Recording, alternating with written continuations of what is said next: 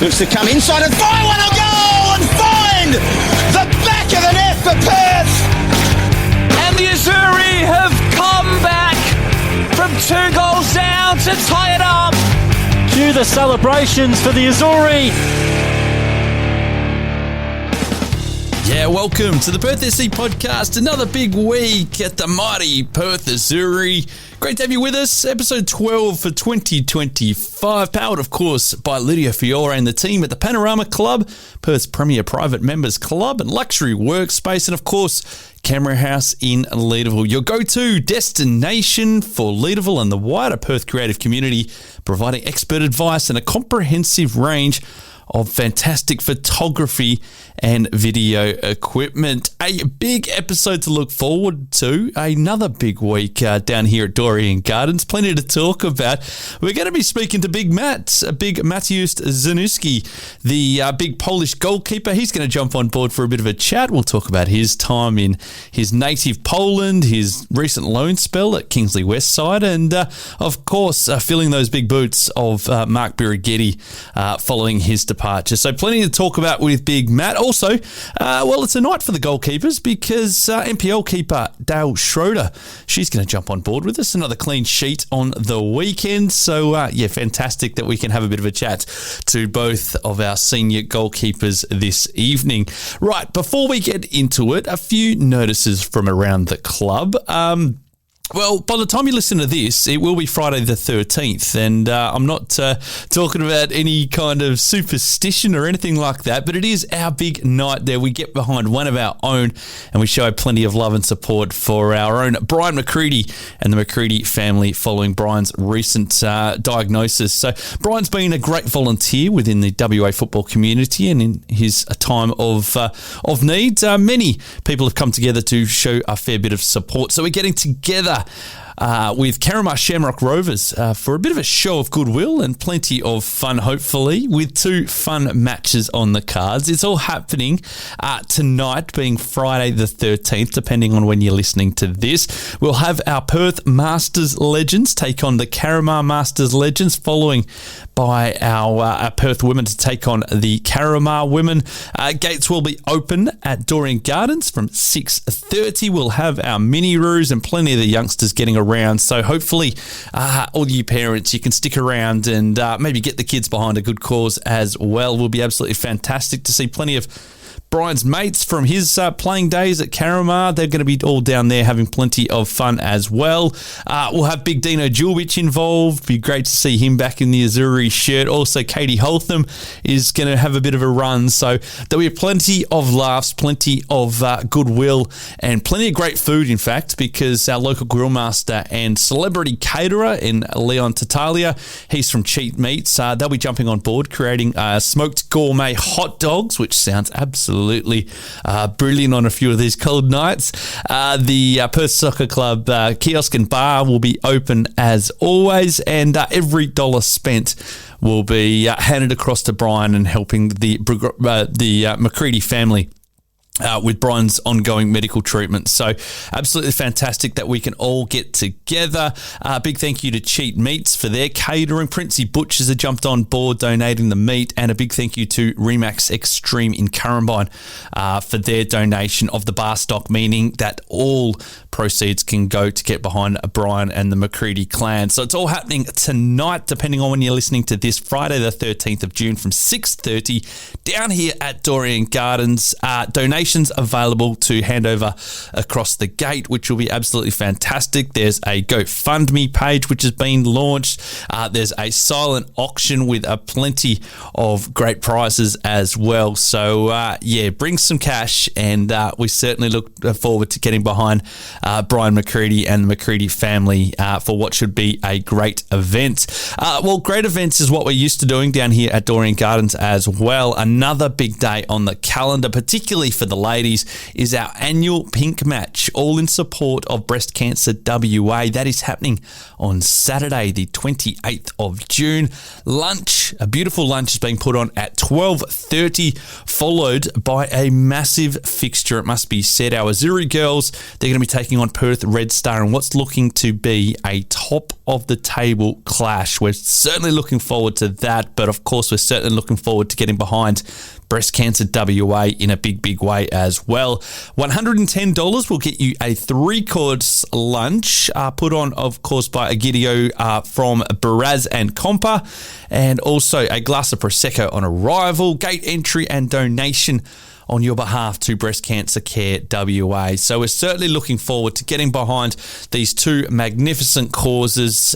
Big shout out to our event sponsors in the Finney Group, Decmo and the Panorama Club for putting on that particular event as well. So plenty to look forward to. And if you want to stay up to date with everything that is happening around the Perth Soccer Club in an event space, simply get in touch with the office. Fiona and Emma and the team will take care of you. They'll chuck you on the membership list, of course, and sign up for membership, of course, for the Perth Soccer Club. And, of course, make sure you give a bit of a like and a follow on the Perth Soccer Club social media pages. We're certainly looking forward to your ongoing support of us here at the Perth Soccer Club. Right, let's talk about the football, taking a bit of a look back at the weekend's results. Our Azuri men, well, they steadied the ship across the weekend, didn't they, following those 2 losses? It was a 0-0 stalemate, but it was just a bit of a stabiliser against a pretty tough Perth Glory side in what was a very different looking lineup due to certain circumstances, missing the likes of Gordon Perkins. Of course, Curtis Mogg looks out for the season now with his injury. Sam Ryak was missing. Jamie McNellis was missing. So there was a fair few new look faces, I guess, come into that side. But I just want to give a bit of a shout out to Elmar Zamastajic for his first start of the season, I believe it was, and performed beautifully in that senior side. So a big congrats to Elmar there. Our 23s men, that was a bit of a tough outing for our 23s. If I'm perfectly honest, they went down 5-0 to Perth Glory, but boys, keep your heads up. I'm sure you'll be back in action and ready to go for this weekend. Our 18s, a narrow loss, a very honourable loss, if we can put it like that. They went down in a high-scoring 4-3 result against the Perth Glories. Harry Surtees is on absolute fire at the moment for the 18s. A hat-trick again on the weekend, so big congrats to Harry there. And to take a bit of a look at our women's program on the Sunday for our senior women, it was a massive result, a huge 5-0 against Subiaco in what's deemed to be an important fixture in the scheme of the table. Goals to Ella Lincoln, Tian McKenna, Jess Flannery, Sam Mathers and April Nossen helped the girls stay top of the table there. So big congrats to Tom and the team there for getting that one over the line. And finally, for our 21s women, back to the winner's circle. Fantastic to see a 3-1 win over Subiaco. 2 goals to Iona Mitchell and 1 for Taya Roberts in a big win in what has been a little bit of a difficult time, it must be said, for our 21s women. So, great to see a little bit of cheer there as well. Right, so there we go. A bit of news out of our senior sides. Let's take a very quick break. We'll be back on the other side of this talking to big Mateusz Zaniewski. He's going to join us next here on the Perth SC podcast.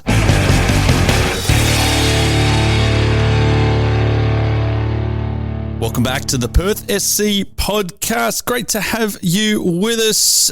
Let's chat to a man who's got a bit of a responsibility between the sticks this weekend. It's going to be a big game as he takes control of the gloves, and we're looking forward to seeing him in action against Balcata. Mateusz Zaniewski is with us, the big Polish man between the sticks, obviously taking over from Mark Birighetti. He's joined on the podcast with us on this episode. Matt, thank you. Hello, thank you for inviting me here, and very pleasure. Yeah, thank you. No worries at all. First of all, how are you enjoying Perth? To be honest, we love it with my wife together. Yeah, when we came in here in August last year, it was really exciting.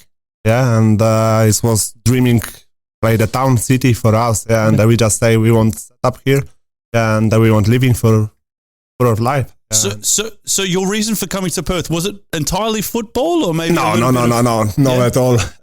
We never planned to come to Perth or any in Australia place. Last year, full year, we have like on the trip around Asia, and we visit like 10 countries. Yeah. Then when we was in Indonesia, we just say we are very close to Australia. Yeah. On and try was how Australia looking. Sure. And then here we go. So obviously your heritage is Polish. Yes. Yeah. So I mean, first of all, the culture, not only out in the streets, but the football culture is very, very different as well compared to what you find here. Yes, that's true. And but anyway, for me, it's no problem for like because I'm live in England as well. Yeah. Then I think the culture with Australia people as well like is similar. Yeah. Yeah. Then So did you grow up playing football in Poland? Yes, I'm start when I have 7 years old. Yeah. Then I start from the striker. Yeah. Oh, really? Yeah. I was a striker. I was always tallest in the team and the young team in my village because I'm from village. Yeah, and my dad pushed me. To be honest, it's a funny story because my dad want me to go on the table tennis, like the trainings. Table tennis. Table tennis. Wow. Yeah. I don't know. Is it popular in? It's not popular, Poland? but you know, when you are from small village, sure. Yeah, and it's not a lot of like the opportunity to push in the sport. Sure. Yeah, then my dad say, okay, table tennis. Yeah. Wow. I remember we go for this was like the community center, and the guy, the coach, Przemysław Stepnowski is, I will say, yeah, and he was my first coach. He was like the coach in the table tennis trainings, and he say to my dad, and I will open the club, the football club, like in Australia, it's soccer club, yeah, sure. And my dad say, all right, we know like the table tennis, I will push him for the football, yeah, and then I start from the striker position, and when I have 15, I jump into the sticks and between the sticks and So how did the change happen? Did they need someone to go in goals one day? Yes. Once like in the league, our goalkeeper doesn't come. Sure. Yeah, and the coach, when I was like the tallest, like I say, and the coach asked me, Matt, maybe you won't try in the goal? And I say, yeah, why not? And when I started love it. Yeah. Because I mean, how tall are you? It's in centimeters is 196. 196. It's like the first it's 6'6", I think. 6'6". Yeah. Wow. Yeah. So it's I guess quite tall.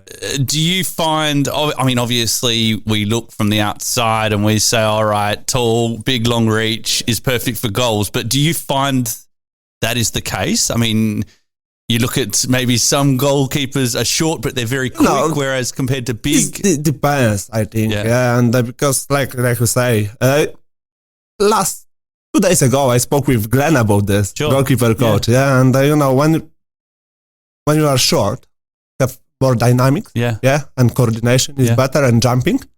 Of course, when I am taller, I have like maybe I don't say I have less coordination because I'm sure I have a good coordination. Things take longer. Maybe little bit. Yeah, but you know, all the time you can like improve. When you want, you can improve. And then with jumping, I don't have problem at all. Moving.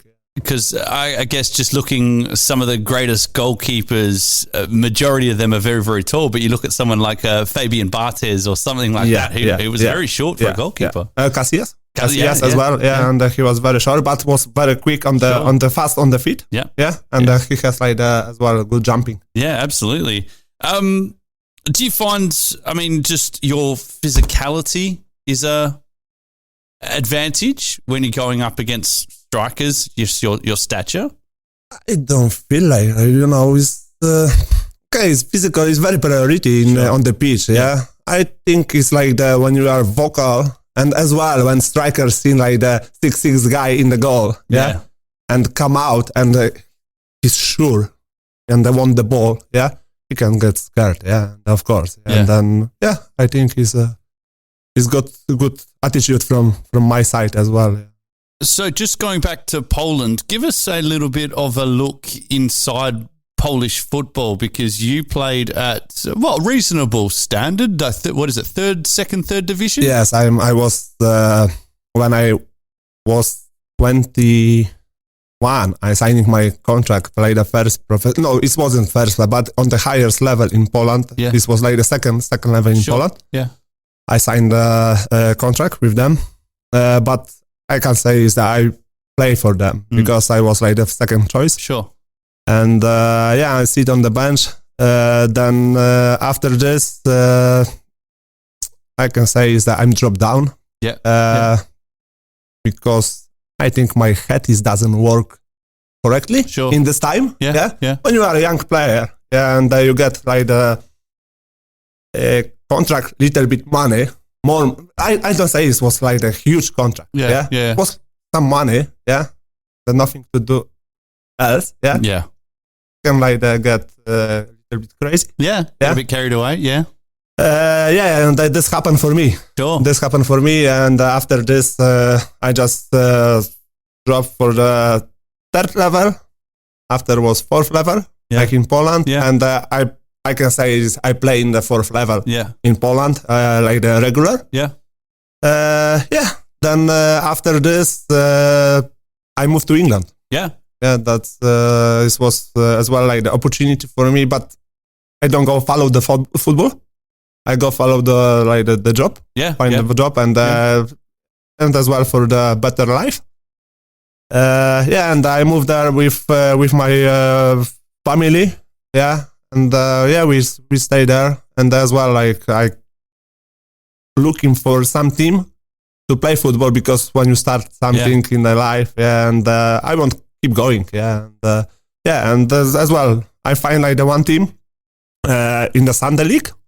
This was like the lowest level, but after a few months, is some team called for the coach and ask about myself, and I go for the North Premier.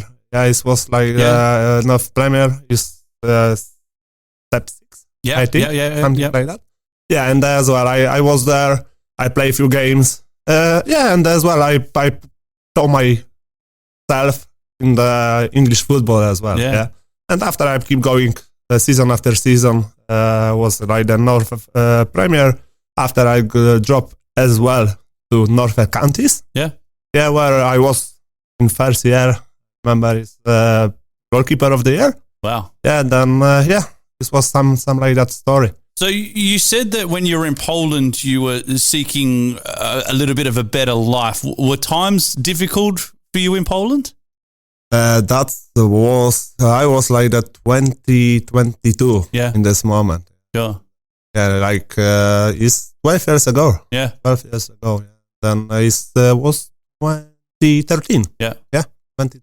So life was difficult, was it, or was it just something that you're maybe looking for something different, or is that why the reason? I think I'm looking for something different as well. It was bad for like they're living the family there, like parents, grandparents, sister, cousins. But when you have, I think, when you have opportunity, you can try.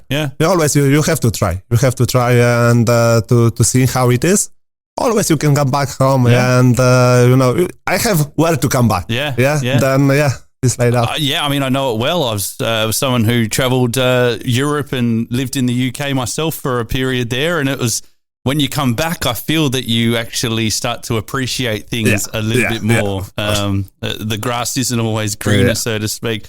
So your time in England, I mean, how did you enjoy that? And did you find the difference between the football in Poland and England different, or? I don't know how it's like on the high level in England, because this where I was, this was semi-pro. Then, but it's quite good. And I think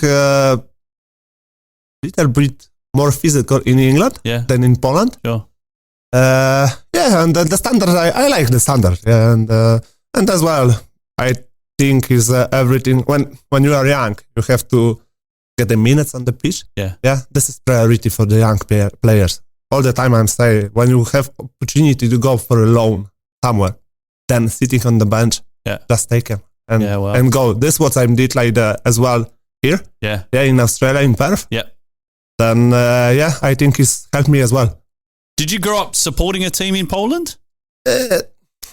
Prefer I don't like watch. Is that right? The games, in TV. Yeah. Because I think it's like the lose time. Yeah.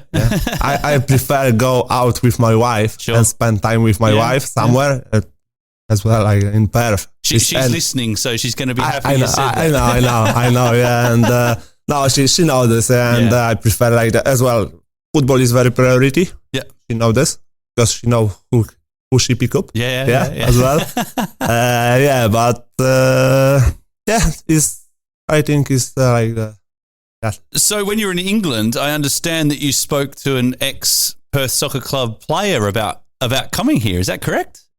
Yes, it's few like to be honest, it's at the moment it's two like the soccer players which I know from Goal. It was club Goal AFC. Rich Kral he play at the moment in Kingsway. Yeah. Then I spoke with him, and he was here like 2 years at the moment. At the moment, he's here like 2 years. Sure. Yeah. Then I have contact with him. We training as well like that together. Yeah. Some extra sessions. And then.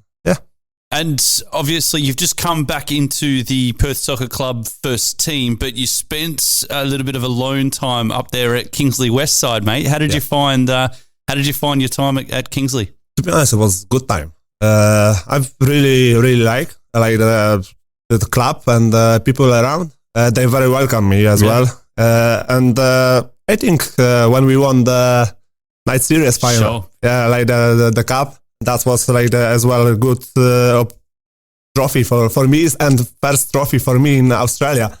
Then very light time which I spent there. And you come back into the first team now. Obviously, you're taking the spot of Mark, who's gone for a professional opportunity with Perth Glory, which is absolutely fantastic. Yeah, but of course. Obviously, a bit good luck for him as well. Yeah, absolutely, mate. Great guy, and we certainly wish Mark Beers all the best. But a little bit of responsibility for yourself now as number one. No, well, I don't feel like that. This pressure. No. Now, I'm 34 in this year. Yeah. I think I play a lot of games like the previous games and the minutes on the pitch I spent on the pitch.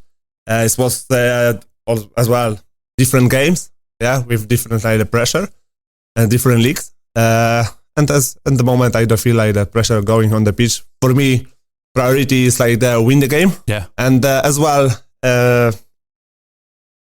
help young players. Yeah. To like improve themselves. Yeah, I think is from the old players. It should be like that. Is push up the young players to improve and step up, and as well show themselves like on the pitch.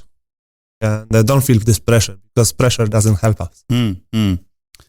The team started very well the start of the season, but a couple of losses against some big teams. Obviously, there's no harm in saying you lost to Bayswater and Olympic, who are at the very, very top. A good result against Perth Glory at the weekend. It was a 0-0. So how did you see that one? To be honest, I think from the previous game with Olympic Kingsway, it was totally different, and as well the performance was very good. We set up like the center backs. They play very well. Luca and Ferdi. Yeah. I think Josh Kala. Did very well as well in the middle. Like full team. We defense and we attack. But this the moment what we have to do. We have to start score the goals. Sure. Yeah. Because when you can't score the goal, then get the clean sheet. That's the important. This what we did. Yeah, but we have to start scoring the goals. And because from scoring the goals we can get like the points. A huge opportunity this weekend, this Saturday against Balcatta. Obviously a big opportunity for 3 points and get back into the winner's circle. Yes, that's very important game for us as well. Yeah, after like the loss and the draw, the moment probably win. Yeah. And that's what we want. We will see. We will see. And like I say, it's a big game, but no pressure. Matt, when you're not playing football, what do you like to do to relax? Is there anything that you get up to? Like I said before, I love spend time with my wife. Yeah. As well, like in Perth, is a lot of opportunity here. We like the nature. Yeah. As well, like the bush. Sure. Yeah, go to bush, go spend time on, get a cup of coffee, go on the beach, just looking for life. Yeah, and I don't looking for like the massive things. Yeah, and lovely woman next to me. Yeah. And and nature. That's the point as well. I like going on the gym. Yeah. Yeah, and Reconvary. Yeah, and Reconvary I think is as well something what the players should do. Yeah, and then sauna. Yeah, something like that. And as well, ocean. Yeah, swim helps. Yeah, plenty of that around, mate. Don't worry about that. Yeah. One final one. If you could face one legendary striker in a penalty shootout, who would it be? I would go for the Polish striker, and Lewandowski, and I will choose him. Yeah, like that. Great I will player. go for him. Yeah. Fantastic stuff, mate. Thank you very much for giving us a few minutes. Thank you very much. Yeah, all the best.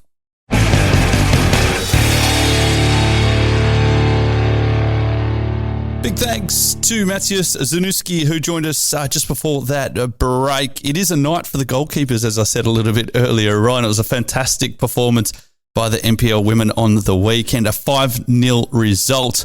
It was a clean sheet, so this next lady is going to be very, very happy. Dayle Schroder's with us. Dayle, thanks for jumping on. No worries.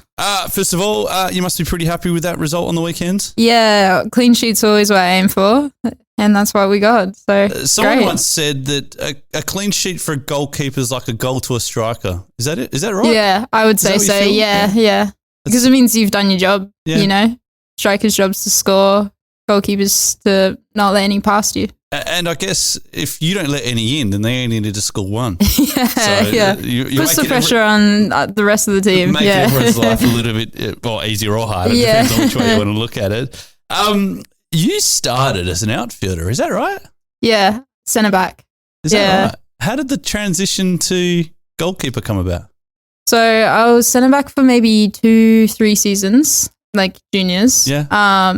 And we did the rotating through goals like most juniors do.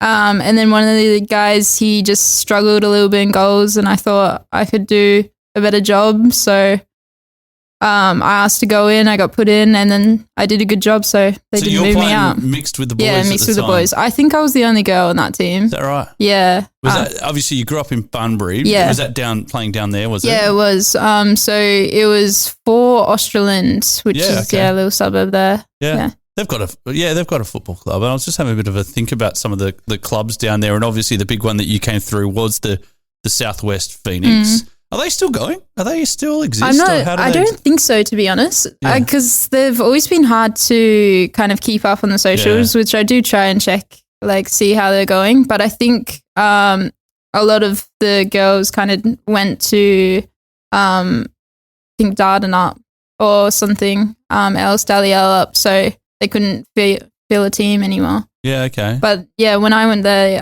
it was the first season that the Firebirds came back. And then I did 2 seasons. So they were there. Yeah. They took a break because they couldn't get a team, and then restarted it when I went there. It's funny that they don't really exist anymore, or we don't think that they do. You don't hear about them anymore because, I mean, the amount of particularly female players that I've heard coming up, and I've spoken to a few of you on here, be it, Baxter Thu from Dunsborough or Violet, from down that way as well. So it's funny that there's not more of a hub in that Southwest for. Yeah. I don't know. It's quite a complex thing. That was the good thing about Firebirds, because we did play up in Perth. So like when we traveled up, you got the exposure a bit more. People were like taking notice of like, oh, these country girls. Yeah. Like you get yourself in front of them. But no, we did really good. We won the league twice, 2 seasons I was there. So it's a shame because they were always doing very well. Yeah. To be disbanded. How difficult was that though to play in the Perth League and have to come up and spend 3 hours in the car every week, or even longer in some cases if you. At least used to a little bit, because if you played down there, you would still, like from Bunbury, you'll still occasionally drive down to Margaret River. Sure. So it's still over an hour drive. Yeah. But I don't know, we kind of just carpooled, made it fun. Yeah.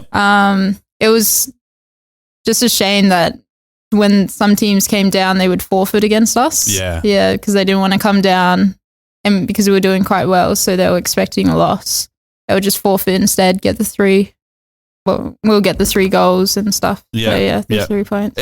Unfortunately, it seems to be the way in a lot of different sports, not only football, that some of the regions are getting left behind. But I guess the other side of the coin is, and we can speak about this as well, is some of the talent getting offered these pathways through programs like the NTC, which we've seen, not so much yourself, but a few of the other girls, which is, I guess it's a positive. Yeah, it is. Like, I can't comment too much about it now for the pathway for some of the country girls down there, because I've been disconnected from it for a while. But yeah, it was always like, to get in front of the people, to get opportunities, you had to come up for it. You had to do the distance, like drive up, mostly be in NTC and stuff. As far as just your transition to a goalkeeper, I mean, how did that, I know how it came about, but how did you find that? I mean, was it something that you just went, oh, this is something that's pretty cool and I enjoy this and I'm pretty good at it, and then on from there? Or did it take a little bit of time to, I guess, gather some of those skills? Nah. So like my dad's a footy player. Yeah. So was always kicking the footy, and so I always had that hand-eye, like quite good with the hands, marking and stuff. Sure. So it was something that I always wanted to jump into, even at school. Like most schools, their footy is probably the main one that you play at lunchtime, but at our school was soccer. Yeah. So yeah, I always try to go in goals, and it was really easy transition, just because, I don't know, I'm one of the crazy ones that like throwing themselves across the goal and stuff. So yeah, it's like huge enjoyment. I just think I went into it straight away. Yeah. Just found comfort in it. Do you model yourself on any goalkeepers out there? Is there someone that you kind of... Not really. It's only more recently that like I've kind of started taking notice of other keepers. Like when I was a kid, I only knew Joe Hart. Yeah. That was like the only keeper I knew. But now like I love Manuel Neuer. Yeah. But, yeah.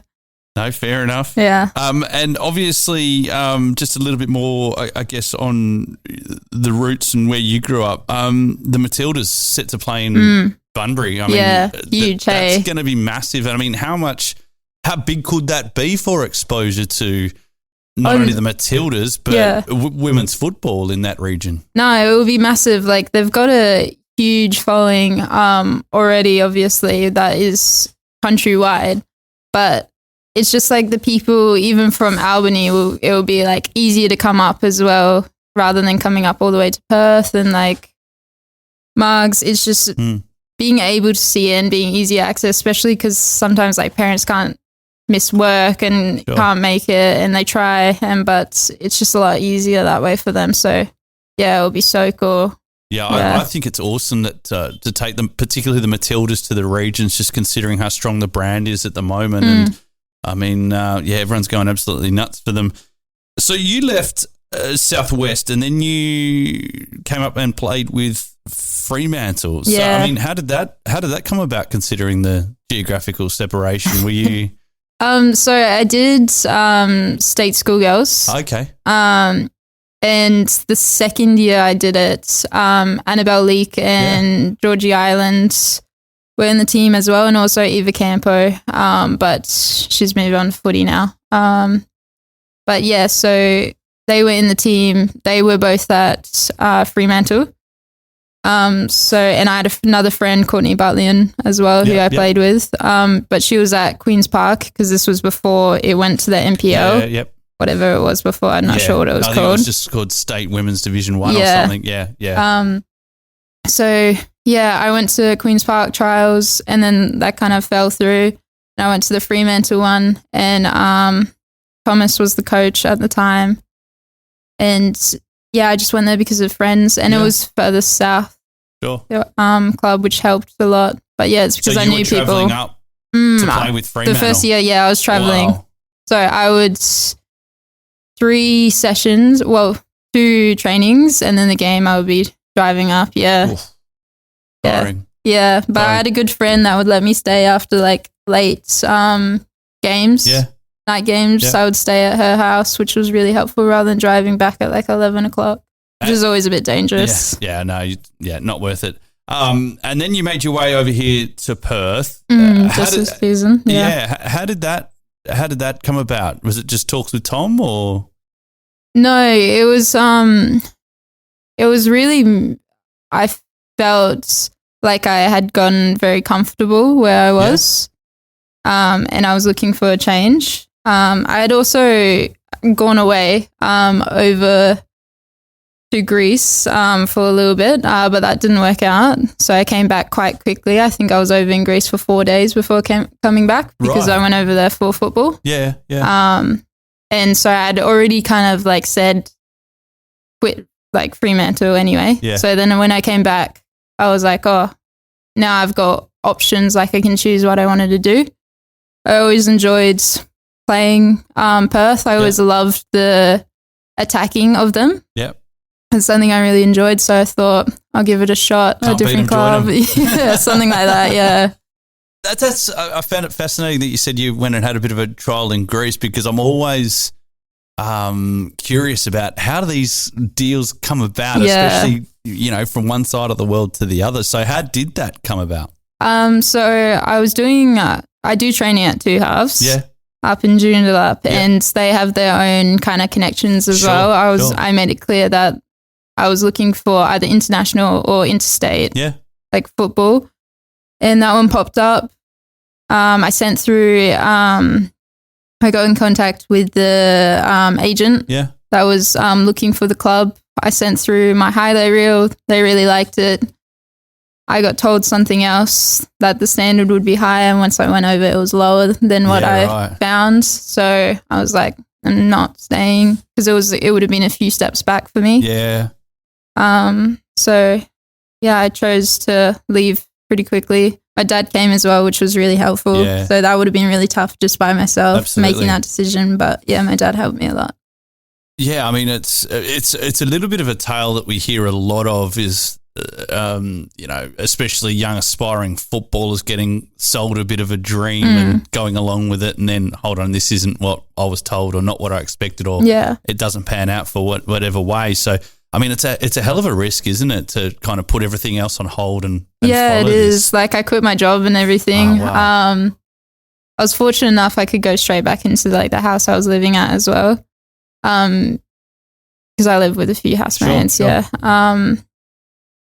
But it just worked out that my boss liked me and took me back pretty quick, even though I gave a very short notice. I gave like 3 days notice before I left. It was all very rushed. Yeah. It was very quick. I remember we were in a semi-final for the top 4 cup at Fremantle, and I made the decision that I would go, but they wanted me in 3 days to fly out, and we hadn't played the game yet. I said I would do it. So I had to tell my coach. We ended up losing, but I could have potentially missed the final, which would have been rough. Yeah, basically. Yeah, but yeah, I just thought I had to go. So what were you doing for work and everything else like that? I do medicals for like FIFO workers. Okay. Yeah. So it's quite a cruisy job kind of thing. Yeah. But yeah, it worked out fine. Yeah. So how are you enjoying time here at Perth? It seems like you girls just get on like a house on fire. Yeah. Nice analogy. Not that anyone's setting fire to anything. But. No, very, very good. Yeah. The culture's insane here. It's so good. I really love it, truly. You feel like very a part of the club very quickly, which I was quite surprised at. I thought it would take at least a month for me to feel a part of it, but it was only after like 2 training sessions, and I was like, oh, okay, like I'm a Perth person now, you know? I mean, even as myself, someone who comes and does a bit of work for the club and, probably supports the club pretty, vehemently at the moment, there's been a lot of work on that culture side of things. I mean, just for the listeners, I mean, we're recording here on a Thursday where all the senior teams get together. They all come for a meal on a Thursday after training and everything else like that. So, I mean, this is all part of it. They're only little things, but they add up to... Yeah, 100%. Just I've had club dinners, but they've been monthly, but every week after training, especially when you actually get connected with the men's as well. Because past clubs, you don't see them. You just don't see them. So it's really good club atmosphere. You know everybody, even on the board, president, you see him a lot. Just get introduced to people and you just know people. So it's really good. What are your personal goals for the rest of the season? Win the league. Win the league? Yeah. That's number one. Yeah. Win the league. I always go for the golden glove as well. Yeah. I feel like that's just the ultimate thing. Just gets no goals scored on you. Yeah. You always try and keep that stat very low. So far, we're doing so good. Are you? I mean, just personally, and maybe a little bit selfishly. I mean, are you hoping that possibly you can catch the eye of maybe another opportunity overseas down the line, or what does the next few years look like for yourself in your football? Do you feel? Yeah, I'm always open to everything. I'm not looking too quick at going international. Yeah. I think I've been a bit scarred. A little bit burnt, yeah. Yeah, so I would be a lot more thorough, basically. Sure. I will always be open to listening to stuff, but it's not something I'm actively trying to suss out at the moment. I'm quite happy where I am. And it's something that, if it pops up, I'll listen to it, but it's not something I'm chasing at the moment. Yeah. One thing you will be chasing is a win this weekend against huge Balcatta. game. Massive game in a lot of different ways that you can look at it. Of course, a little bit of a bugbear of everyone is them knocking us off in that night series, and that's still kind of hurting a little bit for many people. But ultimately, they're trying to chase you down in the league and you're trying to skip ahead and stay top. So there's a few different scenarios. Yeah, so we want to keep that undefeated streak, and we played Balcatta twice, night series, and we haven't come away with a win, so it's definitely something we're looking for. All the girls are really pumped for it as well. And there should be a big day, obviously, with Super Saturday. All five. Yeah. I mean, it's Super Saturday with all five Perth teams down there at Grindleford, so there'll be plenty of support, and I'm sure you're hoping to see plenty of Azuri scarves and plenty of support down there for you girls as well. Just one final one. If you could, maybe a bit of a silly one, if you could make one rule change in football specifically to benefit goalkeepers, what would it be? It's honestly, I need clarification on this one. Yeah. Because they did a rule change that goalkeepers couldn't do anything with penalties, they couldn't dance around on the line. Yeah, that was because of Andrew Redmayne in the Socceroos, I think, a couple of years ago. Yeah, maybe. I would bring that back because it's already so stacked in the kickers' favour. Bring that back a little bit. Plus, it gives you good videos, I reckon. Mind games. Yeah, it's just funny as well. I reckon bring that back. I reckon that was a interesting thing to take out. I want you to try that next time there's a penalty against you. I want you just to dance around on the line. Yeah, go a little shimmy or something like that, yeah. Beautiful stuff. Dayle, thanks for jumping on with us. Yeah, no worries.